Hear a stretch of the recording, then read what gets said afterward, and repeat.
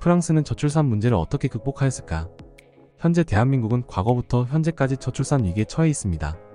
2022년 0.78명이라는 역대 최저 출산율을 기록하였고 2023년 4분기에는 이보다 더 떨어진 0.6명이라는 전례 없는 수치를 보여주고 있는데요. 옆 나라인 일본의 경우 출산율 1.3명대이며 OECD 국가의 평균 출산율은 1.58명입니다.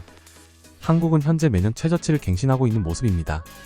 이는 OECD 국가 중 평균 출산율의 절반도 못 미치는 수준이며 심지어 현재 전쟁을 겪고 있는 러시아의 출산율은 1.6명, 내전을 겪고 있는 시리아의 출산율은 2.7명입니다. 이런 수치를 놓고 본다면 한국의 0.6명이라는 수치가 얼마나 낮은 수치인지를 알 수 있습니다. 한국은 2006년 저출산 대책을 처음으로 도입하였고 이러한 도입에는 출산 장려금, 육아휴직 및 유연근무제 도입, 어린이집 확대 및 무상급식 지원 등 다양합니다. 초기에는 아이를 낳으면 지원해주는 정책으로 시작하였다가 보육이나 양육과 같은 구조적인 정책까지 확대했었는데요. 그렇다 보니 예산은 점점 증가할 수밖에 없는 현실입니다. 그렇다면 저출산을 극복한 프랑스의 경우 어떻게 이 문제를 극복하였을까요? 당신의 호기심 시작합니다. 프랑스는 한국과 비슷한 초저출산율에서 출산율 회복에 성공한 나라입니다. 프랑스는 1차 세계대전이 끝나고 2차 세계대전이 시작되기 전까지 무려 30여 년에 걸쳐 출산 정책을 시행해왔는데요. 시기적으로 본다면 1980년부터 출산율이 계속 하락하여 1994년에는 1.66까지 낮아졌으나 1990년대 중반부터 적극적인 가족 지원 정책을 통해 출산율을 증가시킨 대표적인 나라인데요. 프랑스는 2022년 기준 합계 출산율 1.8명으로 OECD 국가 중 높은 출산율을 기록하고 있습니다. 이는 전체 가족의 약 20%가 자녀 수 3명 이상이라는 수치입니다. 프랑스에서는 중산층 이상의 가구는 대부분 자녀를 3명 이상 둔다고 하네요. 프랑스가 저출산을 극복한 가장 중요한 것이 경제적 부담 완화입니다. 프랑스는 수당이 굉장히 다양한데 출산수당, 가족수당, 계약수당, 가족보조금, 가족지원수당 등이 있습니다. 최근에 한국도 수당 지원을 하기 시작하였지만 해당 역사가 오래된 프랑스를 따라가기엔 시간이 꽤 걸리겠죠. 여러 정책 중 프랑스가 저출산을 극복할 수 있었던 가장 큰 요인으로는 세금 감면 혜택입니다. 프랑스는 가족 구성원의 합산소득을 가족수로 나누어 1인당 소득세를 매기는 구조입니다.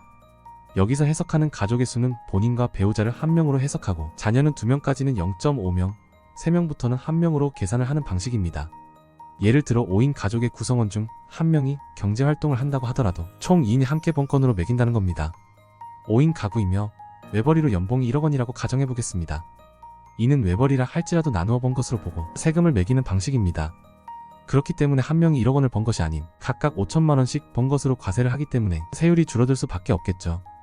반대로 결혼을 하지 않은 미혼의 경우에는 독신자의 세금을 부과하기 때문에 1인 가구가 동일하게 1억 원을 번다 할지라도 5인 가구보다 훨씬 세금을 많이 내게 됩니다. 1인 가구는 가족 구성원이 없기 때문에 나눌 수 있는 대상이 없기 때문이죠. 고로 1인 가구는 연봉 1억 원에 대한 과세를 전부 하게 되는 것입니다. 이렇기 때문에 프랑스에서는 1인 가구들이 세금 감면 혜택에서 불리할 수밖에 없는 구조입니다. 세금을 덜 내고 싶으면 출산을 할 수밖에 없는 구조적인 정책인 셈이죠. 이는 비혼자나 동거자에게도 동일하게 적용됩니다. 결혼이 주목적이 아닌 출산율에 집중한 정책이라 할 수 있겠습니다.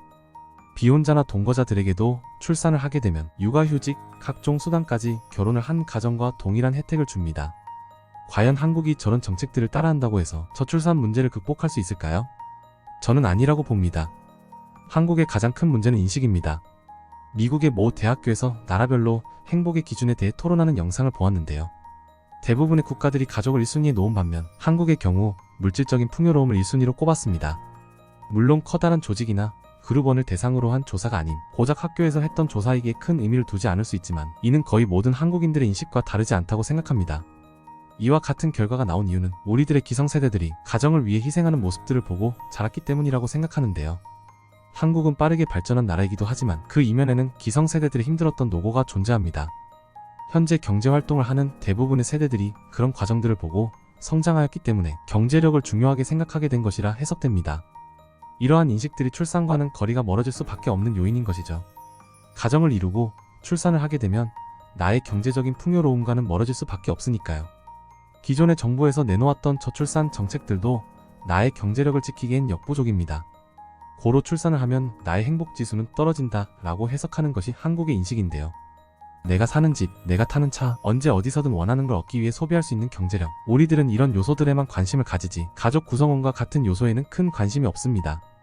그렇다면 이런 저출산 문제는 해답이 없는 것일까요? 최근 정부에서는 이민 정책과 같은 초강수를 논의하기도 합니다. 미래의 대문을 활짝 열어 이민자들을 수용하고 그들이 한국에서의 경제 활동을 적극 지지하겠다는 모습인데요. 한국의 경제 역사는 순수 한국인들끼리 의기투합하여 발전한 나라이기 때문에 문화, 언어 등과 같은 문제들로 이민자를 수용할 수 있을지는 의문입니다. 하지만 이러한 정책들은 아직 초기 단계이기에 이민자를 수용하는 기준이나 그들의 과세 문제, 의료 보험 문제 등 갖추어진 게 아무것도 없기 때문에 자리를 잡는 데는 시간이 걸릴 것으로 보입니다. 저출산 문제는 대한민국의 미래를 점점 어둡게 하고 있습니다. 경제 활동을 활발하게 하는 젊은 층이 두터워야 연금 문제, 국방위 문제, 노인복지 등 모든 것들이 활발해지니까요. 저출산 문제로 예산을 쏟아붓고 있지만 나아질 기미가 보이지 않는다면 아예 저출산 문제를 포기하고 소수의 인구로 잘 사는 방안을 모색하는 게 더욱 현명한 방안이 아닐까 라는 생각도 하게 됩니다.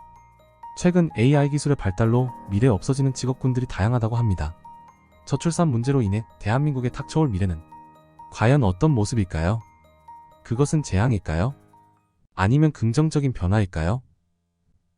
당신의 호기심이었습니다.